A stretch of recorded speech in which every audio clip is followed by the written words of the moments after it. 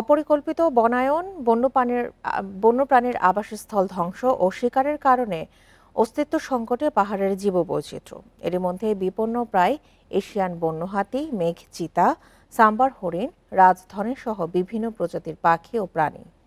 এই ঈদে জামা জুতো অ্যাক্সেসরিজের ডিসকাউন্ট।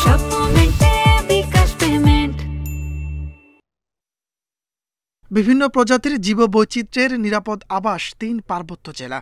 তবে ক্রমাগত বন উজাড়, আবাসস্থল ধ্বংস, খাদ্য সংকট ও শিকারীদের দৌরাত্ম্যে অস্তিত্ব সংকটে এই এলাকার বন্য হাতি, লজ্জাবতী বানর, মুখপোড়া হনুমান সহ নানা প্রজাতির পশু পাখি।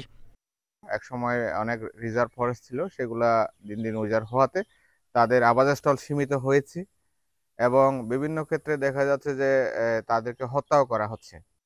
প্রাকৃতিক বনভূমি ও প্রাকৃতিক ভারসাম্য রক্ষায় জীববৈচিত্র্য সংরক্ষণে কার্যকর পদক্ষেপ নেওয়া জরুরি। এই জন্য নতুন করে বনাঞ্চল তৈরি, বন উজাড় এবং পাহাড় কাটা বন্ধের দাবি পরিবেশ কর্মীদের।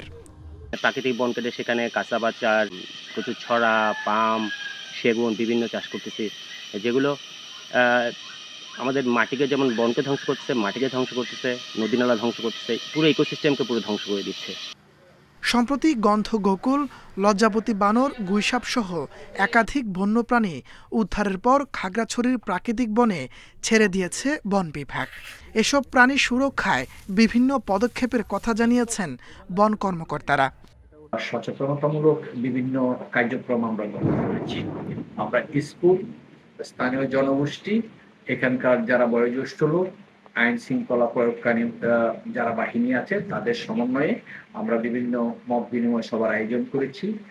প্রাণী গবেষকরা বলছেন, দেশের মোট জীববৈচিত্র্যের 60% রয়েছে পার্বত্য চট্টগ্রাম অঞ্চলে।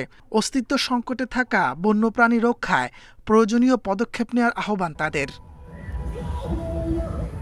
Independent news.